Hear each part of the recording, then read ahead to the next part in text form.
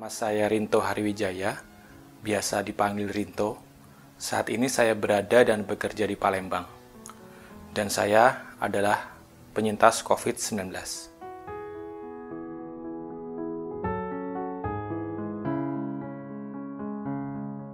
Pada video ini, saya ingin menyampaikan apa saja gejala yang dirasakan oleh pasien COVID-19, khususnya untuk pasien dengan tingkat gejala ringan.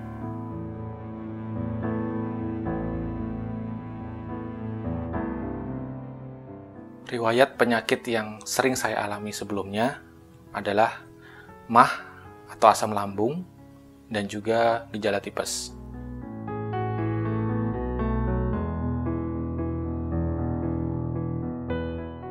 Saya tertular dari klaster kantor. Di kantor saya ada 10 orang yang terkonfirmasi positif COVID-19 dan saya salah satunya. Bagaimana saya bisa tertular dari klaster kantor? Karena yang pertama kali mengalami gejala adalah teman kantor saya. Dan pada saat swab antigen teman saya positif, ternyata virusnya sudah menyebar ke 9 orang lainnya.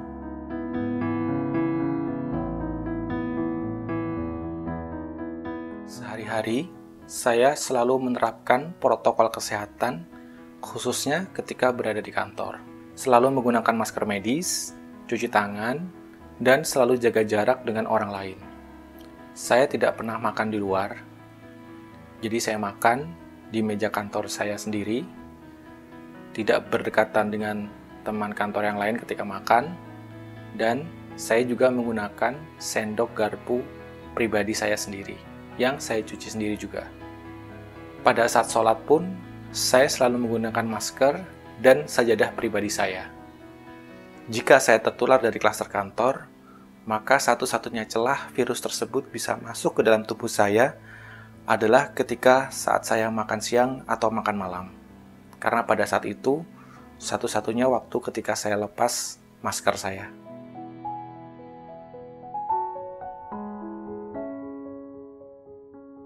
Gejala pertama saya muncul pada hari Sabtu, tanggal 9 Januari 2021. Jadi perkiraan waktu saya terinfeksi adalah sekitar hari Kamis atau Jumat. Karena setelah itu saya tidak pernah kontak dengan teman-teman kantor saya. Dan pada hari Seninnya, saya baru dapat kabar bahwa swab antigen teman saya positif.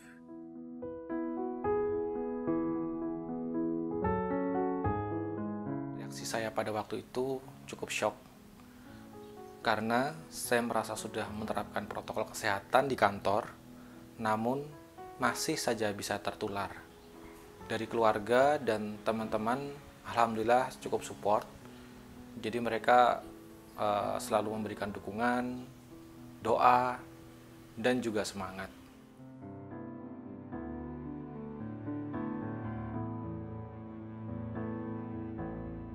Gejala pertama, pada hari Sabtu, tanggal 9 Januari, pada saat itu saya lari pagi 5 kilo, dan saya belum ada merasakan gejala apapun sebelumnya. Namun, ketika saya sudah selesai lari, pada saat itu perut saya merasa tidak enak.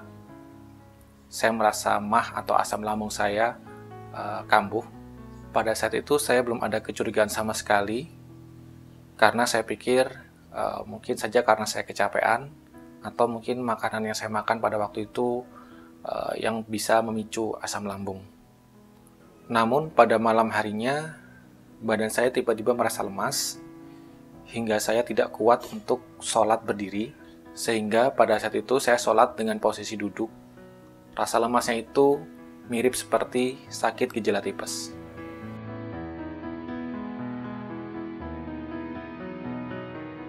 Hari kedua, Minggu tanggal 10 Januari, asam lambung saya masih belum stabil, ada rasa mual, dan badan saya masih lemas. Setelah minum obat pereda asam lambung selama beberapa kali, MAH saya sudah mulai membaik, namun badan saya masih terasa lemas.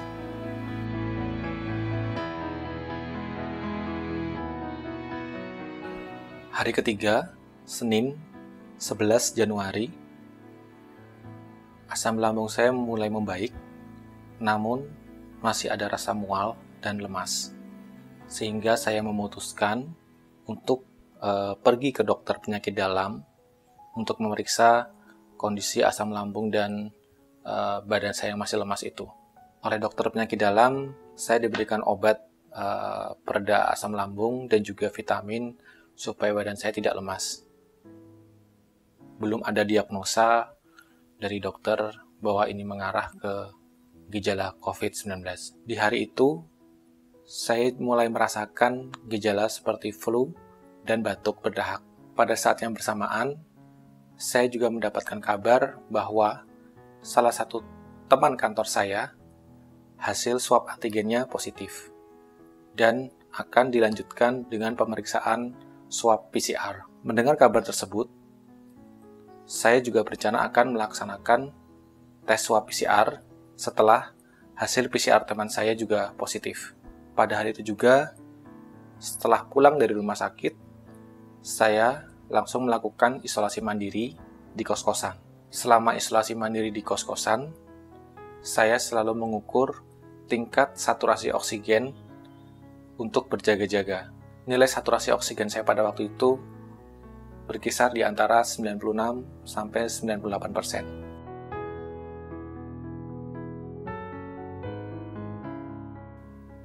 Hari keempat, Selasa 12 Januari, saya merasakan meriang dan menggigil kedinginan, flu dan batuk, serta saya merasakan nyeri badan dan lemas. Obat yang saya minum masih sama seperti hari sebelumnya, obat flu dan obat yang dari dokter. Nilai saturasi oksigen saya pada waktu itu ada di kisaran 95% hingga 97%.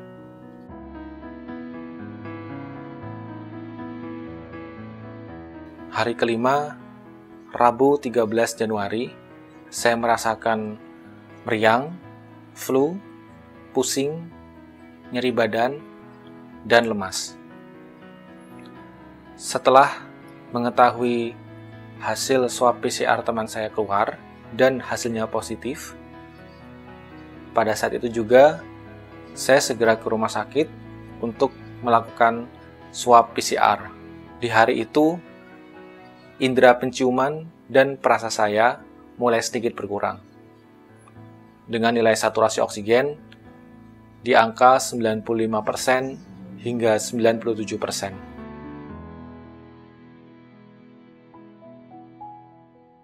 Hari ke-6, Kamis 14 Januari, saya masih merasakan meriang, flu, pusing, nyeri badan, dan lemas. Serta indera penciuman dan perasa saya hampir seluruhnya hilang, sekitar 95%. Khususnya untuk rasa asin, saya hampir tidak bisa merasakannya sama sekali. Obat-obatan yang saya konsumsi pada waktu itu berupa suplemen, vitamin C, vitamin D, zinc, madu, dan juga ada obat Cina Lianhua yang diberikan oleh kantor untuk mempercepat kesembuhan saya. Nilai saturasi oksigen saya di angka 95-97%. Hari ke-7, Jumat 15 Januari, hasil swab PCR saya keluar dan saya dinyatakan positif COVID-19. Kondisi badan saya pada waktu itu sudah mulai membaik dan mulai bisa berkeringat. Gejala yang saya masih rasakan adalah flu dan pusing. Pada malam harinya, saya melakukan scan toraks, rekam jantung, dan tes darah lengkap untuk mengetahui seberapa jauh dampak kerusakan yang ditimbulkan oleh virus COVID-19. Dan nilai saturasi oksigen saya pada waktu itu ada di angka 95% hingga 97%.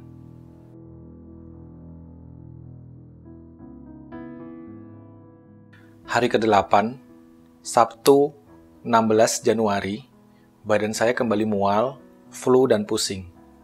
Pada malam harinya, saya mengambil hasil scan toraks, tes darah, dan rekam jantung yang saya lakukan sebelumnya. Dan alhamdulillah, hasil scan toraks saya normal, begitu pula hasil tes darah dan rekam jantung saya juga normal. Teman saya yang lain, ada yang mengalami flek di paru-parunya, dan juga ada yang mengalami sesak nafas. Untuk saya sendiri, alhamdulillah, saya tidak mengalami gejala sesak nafas. Pada malam itu juga, saya berinisiatif untuk melakukan injeksi vitamin C untuk mempercepat proses penyembuhan.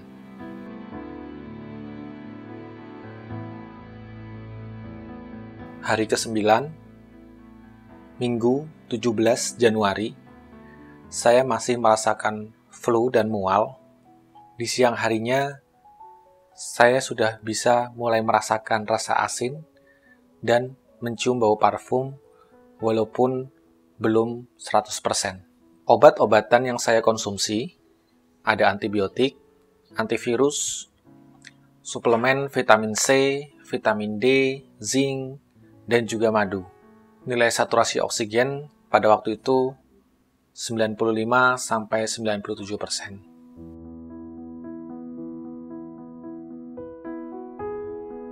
Hari ke-10, Senin, tanggal 18 Januari, saya merasakan flu, pusing, dan sedikit mual. Nilai saturasi oksigen 95 hingga 97%. Hari ke-11, Selasa, tanggal 19 Januari, saya merasakan flu, pusing, dan susah tidur pada waktu malam harinya. Nilai saturasi oksigen 95-97%.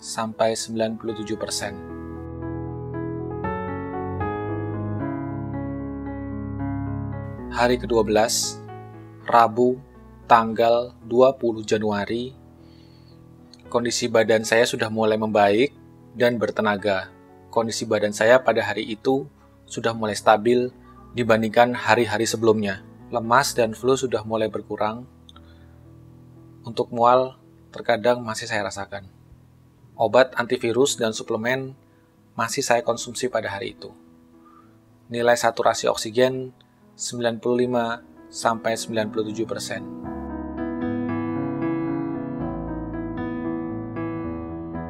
Hari ke-13, Kamis, tanggal 21 Februari, kondisi badan saya sudah membaik, lemas dan flu sudah berkurang, untuk mual terkadang masih saya rasakan. Obat antivirus dan suplemen masih saya konsumsi.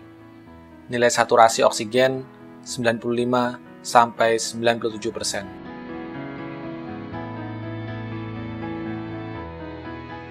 Hari ke-14, Jumat, tanggal 22 Januari, saya masih merasakan sedikit mual dan batuk berdahak. Untuk gejala flu sudah tidak ada. Obat antivirus dari dokter sudah habis pada hari itu, dan setelah saya konsultasi dengan dokter, saya diminta untuk melakukan tes swab PCR di esok hari. Nilai saturasi oksigen 95 hingga 97%.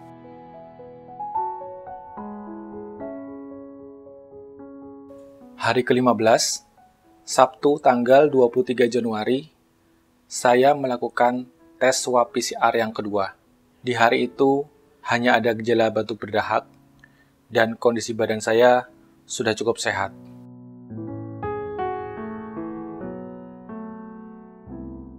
Hari ke-16, Minggu tanggal 24 Januari, batuk berdahak saya sudah mulai berkurang, suplemen dan madu masih terus saya konsumsi.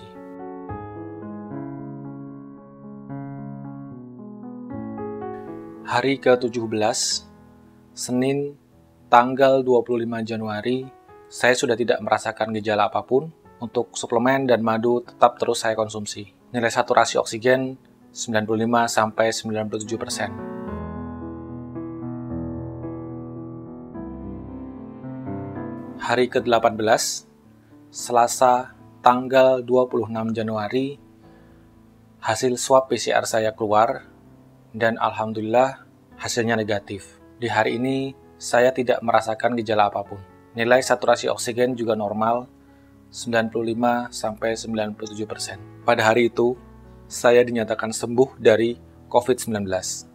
Dan saya sangat bersyukur kepada Allah Subhanahu wa Ta'ala. Saya sangat berterima kasih kepada keluarga dan teman-teman yang terus memberikan dukungan dalam proses kesembuhan saya.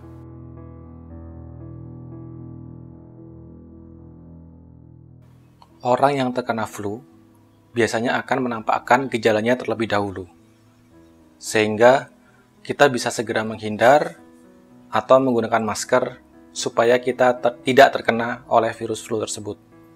Berbeda dengan virus flu, fase penyebaran COVID-19 yang paling rentan adalah ketika seseorang tidak atau belum menunjukkan gejala sama sekali.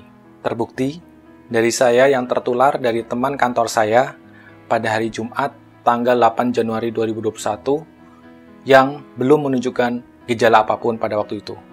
Jadi, selalu patuhilah protokol kesehatan dimanapun kita berada, karena kita tidak pernah tahu siapa yang menjadi karier bagi virus COVID-19. Bisa jadi saya, Anda, atau orang lain yang Anda kenal maupun yang tidak Anda kenal. Untuk teman-teman yang saat ini sedang menjalani proses penyembuhan COVID-19, pesan saya tetap semangat dan lakukan apapun yang membuat diri kita bahagia. Karena dengan kita bahagia, maka imun tubuh kita akan meningkat dan itu akan mempercepat proses kesembuhan. Semoga kita semua diberikan kesehatan dimanapun kita berada. Dan terima kasih kepada semua pihak yang telah memberikan dukungan hingga saya dinyatakan sembuh dari virus COVID-19.